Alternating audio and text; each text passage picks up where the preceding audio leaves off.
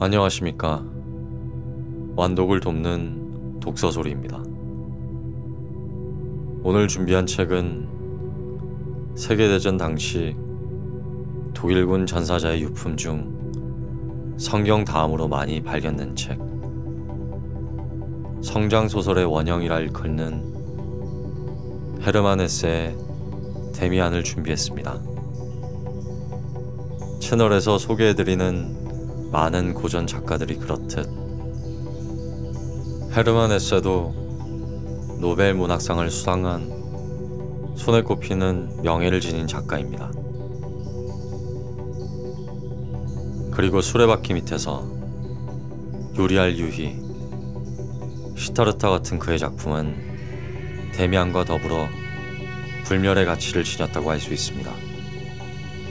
어린 시절 읽지만 그때는 전부 절대 흡수하지 못할 깊이와 깨달음이 담겨있는 데미안으로 지금 가보겠습니다.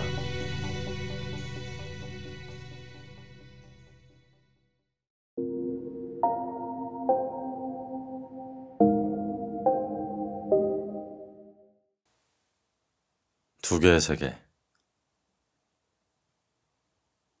내가 10살 되던 해 우리가 살고 있던 조그만 마을에 있는 라틴어 학교 시절의 체험으로부터 이야기를 시작하도록 하자. 그 시절의 여러 가지 일들이 내게 향기를 뿜으며 다가오고 어두운 골목길이며 밝은 집과 탑, 시계 소리와 사람들의 얼굴, 아늑하고도 떠사로운 느낌으로 가득 찬 방, 비밀과 유령에 대한 공포가 가득 찬 방들의 추억이 슬픔과 쾌적한 전율로 내 마음을 뒤흔들어 놓았다. 그 모두에서 따뜻하고 좁은 방, 집토끼, 가정부, 가정상비약, 말린 과일의 향기가 풍겨온다. 그 시절에는 극과 극에 존재하는 서로 다른 두 영역과 밤의 영역이 뒤섞여 있었다. 그 하나의 세계는 아버지의 집이었다. 그러나 그 세계는 매우 협소하여 부모님만을 포함하고 있을 뿐이었다.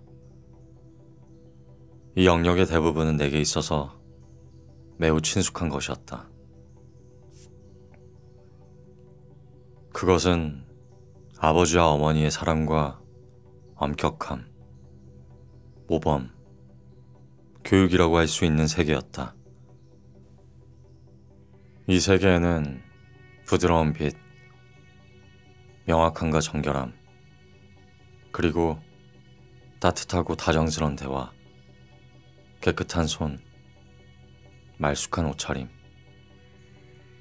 훌륭한 예의범절이 깃들여 있었다. 이곳에서는 아침마다 찬송가가 불려졌고 크리스마스를 축하했다. 이 세계에는 미래로 연결된 선함과 고든 길이 존재하고 있었다. 의무와 책임, 양심의 가책과 참회, 간용과 선의, 사랑과 존경, 하나님의 말씀과 지혜가 함께하고 있었다. 인생을 밝고 맑게 그리고 아름답고 안정되게 살기 위해서는 사람들은 이 세계에 편이 되어야만 했다. 그러나 또 하나의 다른 세계가 우리들의 집 한가운데에서 이미 시작되고 있었다. 그것은 매우 이질적인 세계였으며 다른 냄새를 풍기고 다른 말씨를 사용하며 다른 약속을 하고 다른 요구를 했다. 이 두 번째 세계에는 가정부라든가 직공들이 속해 있었으며 귀신 이야기와 추한 소문이 있었다. 거기에는 마치 도살장이나 형무소, 술 주정꾼들과 욕짓거리를 퍼붓는 계집들, 새끼를 낳는 암소와 쓰러진 말, 그리고 강도와 살인과 자살에 대한 이야기들과 같은 몸서리 쳐지면서도 유혹적이고 끔찍스러우면서도 수수께끼와 같은 이야기들이 흘러넘쳤다. 이러한 모든 흥미롭고 무서운 거칠고 어두침침한 일들이 바로 내 주위에서 옆 골목이나 이웃집에 존재하고 있었던 것이다. 경찰들과 불량배들이 쫓기고 쫓기며 거리를 휩쓸고 주정뱅이들은 자기 여편네를 두들겨 팼으며 밤이 되면 젊은 처녀들이 공장에서 쏟아져 나오고 노파들이 사람을 홀려 아프게 만들기도 했으며 강도들이 숲속에 자리를 잡았고 방화범이 경찰에 붙잡히기도 했다. 이처럼 또 하나의 격정적인 세계가 도처에서 넘쳐흐르고 악취를 풍겼다. 그러나 아버지와 어머니가 계시는 우리 집만은 제외되었다. 그것은 참으로 다행이고 황홀한 일이었다. 여기 한쪽 영역, 우리 집의 평화와 질서, 안정, 의무와 책임, 용서와 사랑이 함께 있다는 것은 정말 놀라운 일이었다. 그런가 하면 또 다른 한편이 있다는 것도 멋진 일이었다. 여러 가지 일들, 소란스럽고 눈부시며 음산하고도 파괴적인 일들이 가득한 세계에서 한달음에 어머니 품으로 달아날 수 있으니까 말이다. 그러나 무엇보다도 놀라운 것은 이 두 개의 세계가 그토록 가까이 맞닿아 공존하고 있다는 사실이다. 예를 들자면 우리 집 하녀인 리나는 저녁 기도를 올릴 때 거실 문 옆에 앉아 깨끗이 씻은 손을 빳빳하게 다림질한 앞치마에 단정히 모으고 맑은 목소리로 우리와 함께 찬송가를 부를 때는 분명히 아버지와 어머니의 세계이며 우리들의 세계인 밝고 올바른 세계에 속하고 있었다. 그러나 부엌이나 장작을 쌓아둔 광에서 내게 머리가 없는 사나이에 대한 이야기를 들려줄 때라든가 혹은 조그만 푸줏간에서 이웃집 여자들과 말다툼을 하고 있을 때에는 전혀 다른 세계의 사람이 되어버리고 다른 세계에 속했으며 비밀에 둘러싸여 있곤 했다. 모든 일들이 바로 그러했으며 내 자신조차도 마찬가지였다.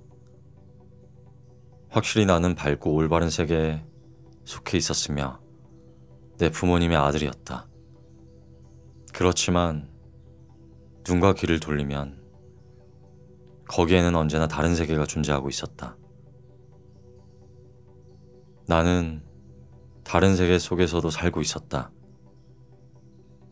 그런 사실이 내겐 낯설고 불안하고 양심의 가책이 되었지만 때론 무엇보다 기꺼이 금지된 세계에서 살기까지 했다. 그리하여 밝은 세계로 돌아오는 것이 지극히 당연하고 옳은 일임에도 불구하고 그다지 아름답지도 않고 지루하고 무의미하고 황량한 세계로 돌아오는 것처럼 여긴 적도 있었다.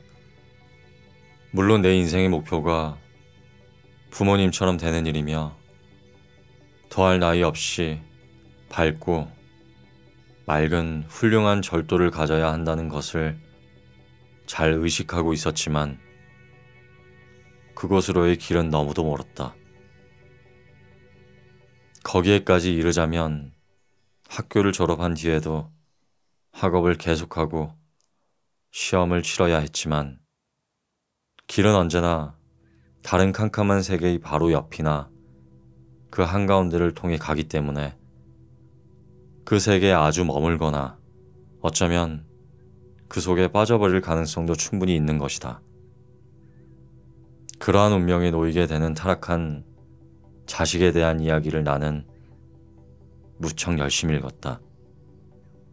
거기에서는 아버지와 선의 품으로 돌아가는 것은 언제나 구원이었으며 현명한 일이라는 것을 강조하고 있었다.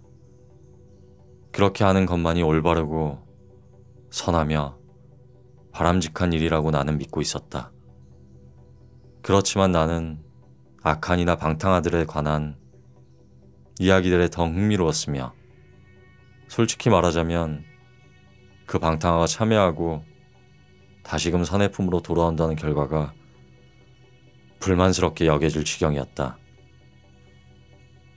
물론 그런 생각을 입 밖에 낸 적은 없었고 될 수 있으면 생각하지 않으려고 노력했다.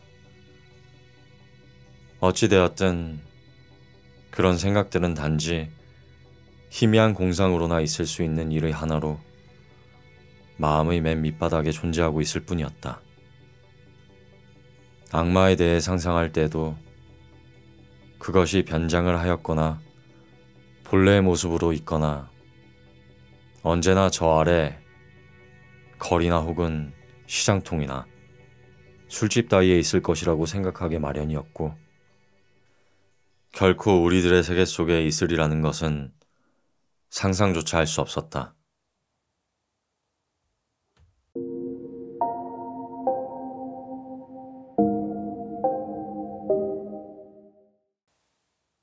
카인. 그 고통에서 날 건질 구원은 전혀 예기치 못했던 방향에서 왔고 구원과 더불어 그 영향이 오늘날까지도 계속되는 전혀 새로운 일이 내 생활 속에 스며들었다. 그 당시 우리 학교에 전학 온 학생이 한 명 있었다. 그는 부유한 미망인의 아들로 이 도시로 이사 온 지 얼마 되지 않았다. 소매둘레에 검은 상장을 두른 그는 나보다 나이가 많아서 상급 학년이었지만 곧 모든 학생들의 주목을 끌었고 나 역시 그에게 관심을 가지고 있었다. 그 이상한 아이는 나이가 들어 보여 누구도 그를 소년으로 보지 않았다. 우리들 어린 소년들 사이에 마치 어른처럼 낯설고 점잖게 행동하는 그는 호감이 가는 존재가 아니었다. 그는 우리들과 함께 어울려 놀지 않았고 더욱이 싸움 같은 건 하지 않았다. 그러나 선생님을 대할 때 어른스럽고 단호한 음성만큼은 다른 학생들의 주의를 끌었다. 그의 이름은 막스 데미안이라고 했다. 우리 학교에서는 이따금 있는 일이었지만 어느 날 무슨 일이 있었던지 우리는 큰 교실에서 데미안의 반과 함께 합반 수업을 하게 되었다. 우리 하급생들은 성서 이야기를 공부했고 상급생들은 장문을 지었다. 카인과 아벨의 이야기를 억지로 듣고 있는 동안 나는 자주 데미안 쪽을 쳐다보았다. 이상스럽게도 그의 얼굴은 나를 매혹시켰다. 나는 이 총명하고 밝고 침착해 보이는 얼굴이 주의 깊고 지혜롭게 자신의 공부에 몰두하고 있는 모습을 보았다. 그는 전혀 주어진 과제를 하고 있는 학생처럼 보이지 않았고 독창적인 자신의 문제를 연구하는 학자처럼 보였다. 사실 나는 그에게 호감을 갖고 있기보다는 일종의 저항감 같은 것을 가지고 있었다. 그는 너무 초연해 보였고 냉담했다. 그의 태도는 도전적이라고 느껴질 만큼 자신만만했으며 눈은 마치 어른의 그것과도 같은 표정을 띠고 있었으며 그런 것을 아이들은 결코 좋아하지 않는 것이다. 다소 서글픈 듯한 냉소를 머금고 있었다. 그럼에도 불구하고 나는 그를 쳐다보지 않을 수 없었다. 그는 내게 어떤 사랑스러움이랄까 연민의 정을 느끼게 했다. 그러나 간혹 그와 시선이 마주치기라도 하면 나는 깜짝 놀라 시선을 돌려버리곤 했다. 그 당시 그가 어떤 모습의 학생이었는지를 회상해보면 나는 이렇게 말할 수 있을 것이다. 그는 여러 관점에서 평범한 다른 아이들과는 달리 독특한 개성을 가지고 있었으며 그 점이 다른 이의 관심을 집중시키게 했다.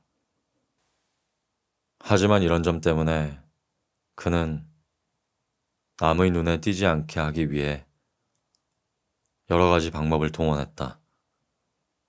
마치 왕자가 농부의 아들처럼 보이기 위해서 애쓰는 것처럼 어색한 농부의 옷차림을 하고 또 그렇게 행동하곤 했다.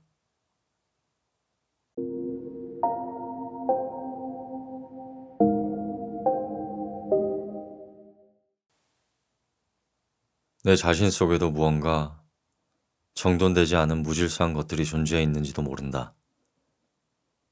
이전에 나는 밝고 맑은 세계에 속해 있었고 내 자신이 일종의 아벨이기도 했다. 그러나 지금의 나는 다른 세계 속에서 너무도 깊숙이 굴러떨어져 헤어나오지 못한 채 가라앉아 버린 것이었다.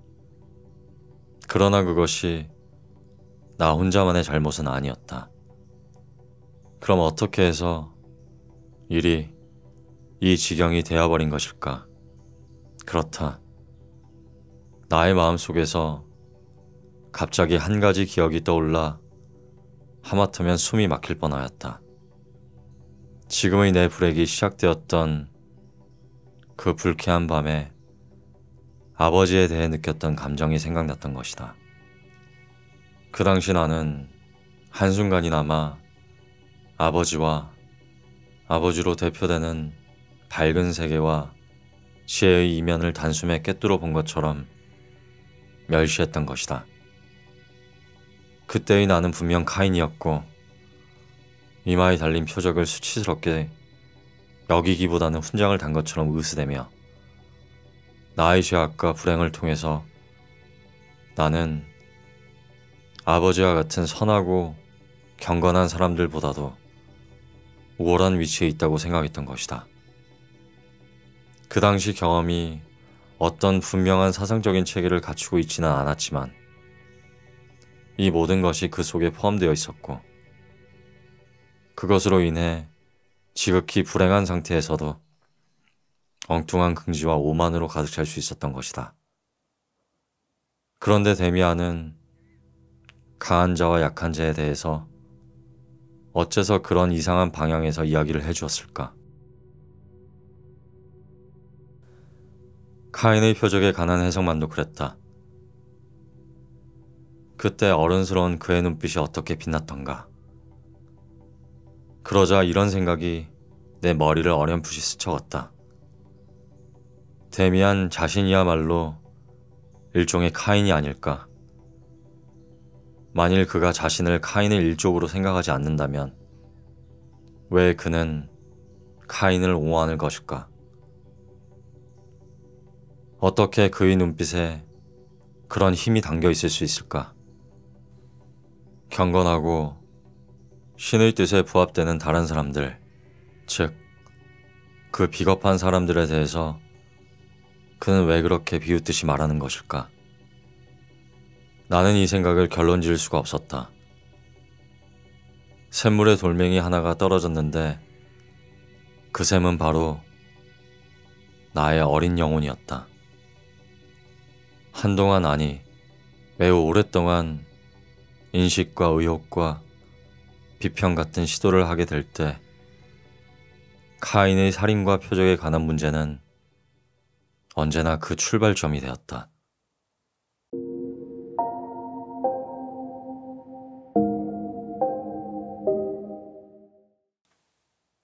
소득.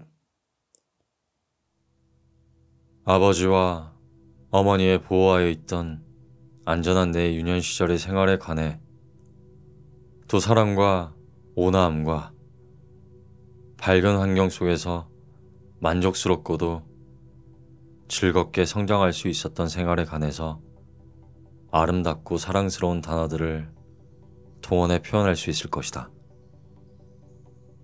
그러나 나는 내 자신에게 도달하기 위해 걸어왔던 그 발자취만이 가장 흥미로울 뿐이다. 물론 온갖 아름다운 휴식처와 행복의 섬과 낙원들과 같은 유년 시절의 매력을 모르는 것은 아니었지만 이 모든 것을 아득한 빛 속에 남겨두고 다시는 그곳에 돌아가려고 하지는 않는다. 그러므로 나는 내가 아직 유년 시절에 머물러 있었던 그때의 일을 이야기함에 있어 나를 내몰고 나를 휘몰아쳐간 그런 것에 대해 이야기하려 한다. 이런 충동은 언제나 다른 세계로부터 와서 늘 불안과 강요와 양심의 가책을 느끼도록 했다. 또 그것들은 놀랍도록 혁신적이어서 내가 머물고자 했었던 평화로운 상태를 뒤흔드는 것이었다. 모든 것이 밝게 드러나 있는 세계에서는 그 어디라도 숨을 곳을 찾아야 할 것처럼 느껴지는 원시적인 충동이 내 속에 깃들여 있다는 것을 알게 되는 나이가 되었다. 다른 사람들과 마찬가지로 서서히 눈뜨게 된 성에 대한 호기심이 나의 적으로서, 파괴자로서, 금지된 유혹과 원죄로서 나에게 다가왔다. 이러한 것에 대한 호기심과 꿈과 쾌락과 불안이 내게 가져다준 사춘기의 비밀 같은 것은 어린 시절의 아늑한 평화와는 어울리지 않았다. 나는 다른 아이처럼 행동했다. 나는 이미 어린아이가 아니었으면서도 어린아이처럼 행동하는 이중성을 갖게 된 것이다. 나의 의식은 허용된 밝은 세계 속에 있으면서 희미한 모습으로 다가오는 새로운 세계를 완강히 부정했다. 그러면서도 나는 비밀스러운 꿈과 본능과 갈망 속에 살았으며 그런 비밀과 의식적인 생활과의 사이에 점차 위태로운 다리가 생겨났다. 그럴 수밖에 없는 것이 내 안의 어린 세계는 이미 모두 허물어져 버렸기 때문이었다. 대부분의 부모들이 그렇듯이 나의 부모님들도 공공연히 말할 수 없는 사춘기의 생명의 충동을 도와주지 않았다. 단지 현실을 거부하고 갈수록 비현실적이고 허위적으로 변해가는 어린이의 세계에 계속 머물게 하려는 헛된 노력을 도와줄 뿐이었다. 이런 문제에 있어서 과연 부모들이 어떤 도움을 줄 수 있는지 아직도 잘 모르겠는데 내 부모님들을 비난하려는 것은 아니다. 중요한 것은 자기 일을 자기 힘으로 처리하고 스스로의 힘으로 자신이 나아갈 길을 개척해 나가야 하는 것인데 나는 대부분의 소위 명문가의 자식들과 마찬가지로 이 문제를 잘못 처리하고 말았다는 것이다. 사람이라면 누구나 이런 위기를 경험한다. 특히 평범한 사람에게 이것은 자기의 생명의 요구가 그의 주변 환경과 갈등을 일으키고 앞으로 나아갈 길을 추구한다는 것은 끝없는 투쟁이라는 교훈을 배우는 인생의 한 기점이 되는 것이었다. 모든 사람들은 생애에 단 한 번 숙명적인 죽음과 새로운 탄생을 경험한다. 그들의 어린 시절은 허물어지고 그들이 사랑하는 모든 것들이 그들을 떠나고 고독과 죽음이라는 차가움이 그들을 둘러싸고 있음을 느낀다. 그러한 경험은 평생에 걸쳐 단 한 번 가능한 것이다. 대다수의 많은 사람들이 이 경험을 올바로 극복하지 못한 채 과거에 집착하고 모든 꿈 중에서 가장 잘못되고 가장 잔인한 신라곤의 꿈에서 헤어나오지 못하는 것이다.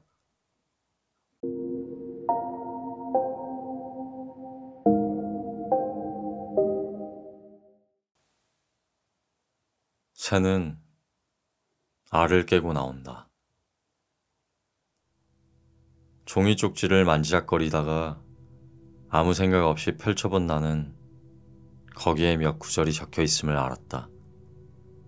그것을 읽자마자 그 구절에 온몸과 마음이 사로잡히게 되었다.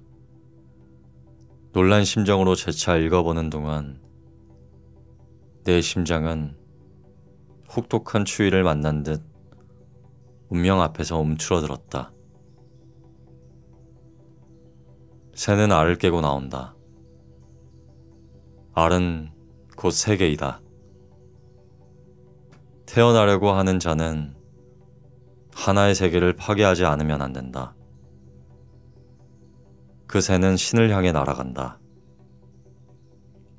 그 신의 이름은 아프락사스라고 한다. 나는 여러 번 이 글을 읽은 후 깊은 생각에 잠겼다. 의심할 여지 없이 그것은 데미안으로부터의 회답이었다. 그와 나 이외에는 아무도 그 새에 대해서 알 리가 없었다. 그는 나의 그림을 받았던 것이다. 그는 그 그림을 이해했고 나의 해석을 도와준 것이었다. 그러나 이 모든 일은 어떤 관계를 가지고 있는 것일까?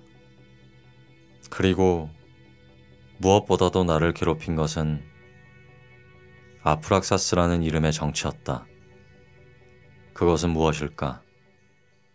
나는 한 번도 그런 이름을 들어본 일도 읽어본 일도 없었다.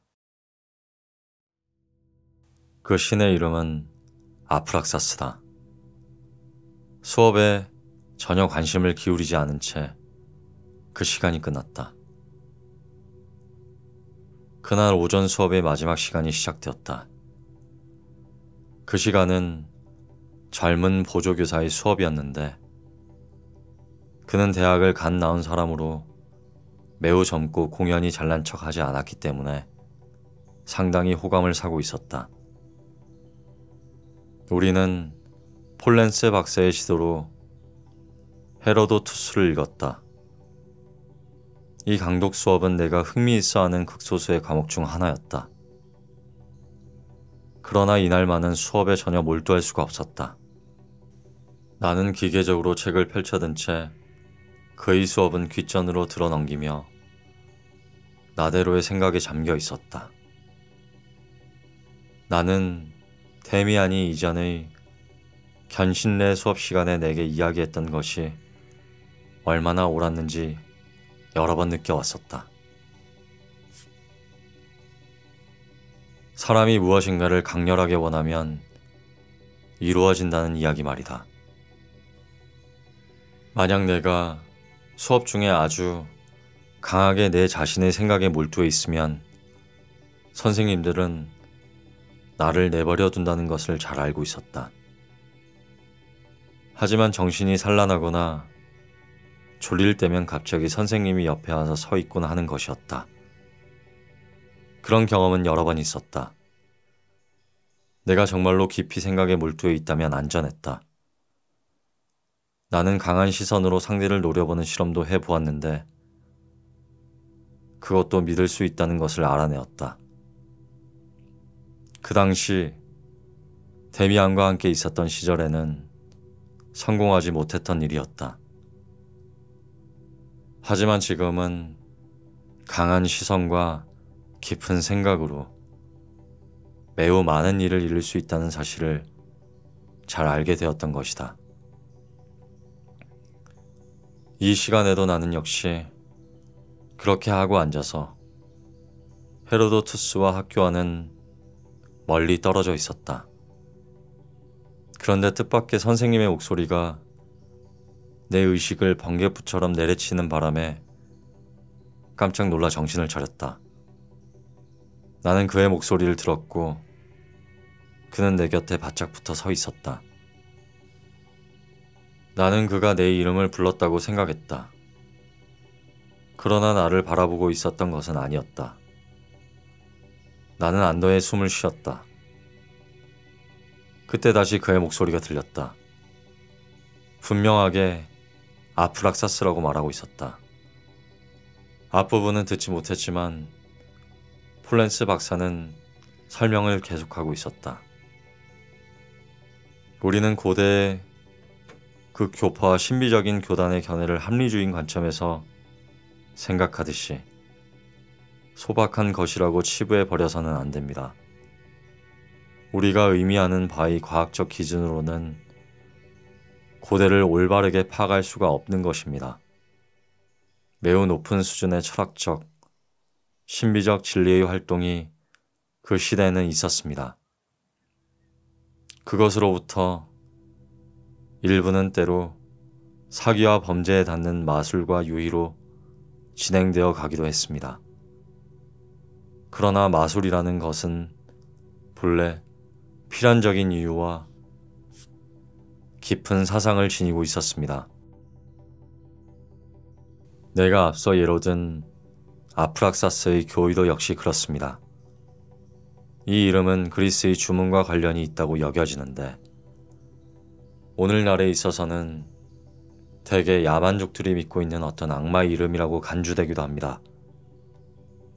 그러나 아프락사스는 훨씬 더 많은 뜻을 포함하고 있다고 여겨집니다. 우리는 개괄적으로 이 이름을 신적인 것과 악마적인 것을 결합하는 상징적인 역할을 가진 일종의 신의 이름이라고 생각할 수가 있을 것입니다. 몸집이 작은 이 젊은 학자는 섬세하면서도 힘있게 계속했다. 크게 주의를 기울이는 사람은 아무도 없었다. 그 이름이 다시 거론되지 않게 되자 나도 다시 내면적인 생각으로 돌아와 있었다. 신적인 것과 악마적인 것을 결합한다. 이 설명의 여운이 아직도 사라지지 않고 주위를 맴돌았다. 나는 이것을 예전의 어떤 일과 연관시킬 수 있었다. 그것은 우리들의 우정의 마지막 시절, 데미안과의 대화로 내게 친근한 것이었다. 그때 우리는 분명히 존경하는 하나의 신을 가지고 있었는데 그 신은 단지 인위적으로 구분된 세계의 절반만을 포용하고 있었을 뿐이었다. 그것은 공적이고 허용된 밝은 세계였다.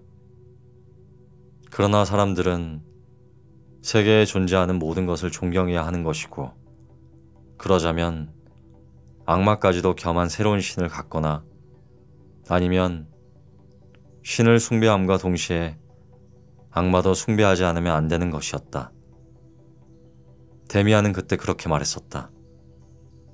그렇다면 지금이 아프락사스가 신인 동시에 악마인 바로 그 신인 것이었다. 한동안 대단히 열심히 그 신에 대해 찾아보았으나 아무것도 찾아낼 수가 없었다. 나는 아프락사스에 대한 것을 찾으려고 온 도서관을 샅샅이 뒤져보았지만 나의 천성은 손에 쥐고 보면 돌멩이에 불과한 그런 진리를 발견해내는 일같은 직접적이고 의식적인 탐구에는 훈련이 되어 있지 않았다. 한때 그렇게 열정적으로 몰두했던 베아트리체의 모습은 서서히 관심 밖으로 밀려나 지평선에 가까워질수록 그림자처럼 아슴하고 희미해졌다. 그것은 이미 나의 영혼을 만족시켜주지 못했다. 내 자신의 내부에 틀어박혀서 목류병자처럼 살아온 내 생활에 기이하게도 새로운 형태가 형성되기 시작했다. 생명의 동경, 아니, 사랑의 동경이라고 할 수 있는 어떤 것과 베아트리치를 예배하는 동안 사그라졌었던 성적인 충동이 다시 나의 내부에 솟구쳐 왔고 새로운 영상과 목적을 갈망하는 것이었다. 여전히 내겐 어떤 충족도 이루어질 수가 없었다. 그렇다고 동경을 부인한다거나 아니면 내 친구들이 충족을 채우는 그러한 소녀들로부터 무엇인가를 기대한다는 것은 더욱 불가능한 일이었다. 나는 다시 심하게 꿈을 꾸곤 했는데 밤보다 낮에 더 많이 꿈을 꾸었다. 표상, 영상, 혹은 소망이 나의 내부를 가득 채우고 현실 세계와 갈라놓음으로써 나는 내 마음속에 그러한 영상들과 함께 꿈과 그 그림자와 함께 훨씬 현실적이고 생명력 있는 관계를 유지하며 살아갔다. 어떤 일정한 종류의 꿈, 항상 되풀이하여 떠오르는 환상이 나에게는 중요한 의미를 갖게 했다. 그때의 내 생활 속에서 가장 중요하고 영향을 크게 미쳤던 꿈은 대략 이러했다. 나는 고향의 우리 집으로 돌아갔다. 현관 위에서는 푸른 하늘을 배경으로 문장 속의 새가 황금빛으로 밝게 빛나고 있었다. 집에서는 어머니가 나를 맞이해 주었다.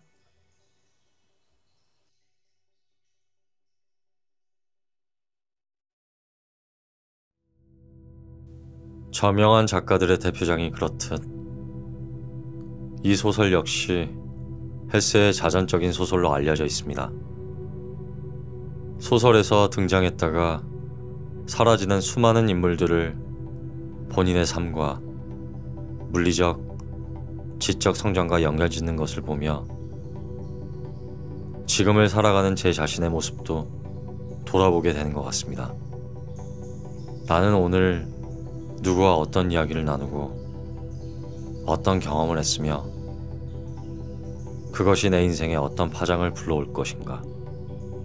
여러분도 끝없는 성장이 펼쳐지는 삶 속에서 하루하루를 음미하는 것도 잊지 않으셨으면 좋겠습니다.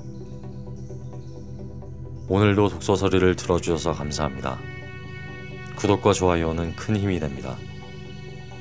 다음 시간에는 더 오래 짙은 감상을 남겨주는 책으로 찾아뵙겠습니다.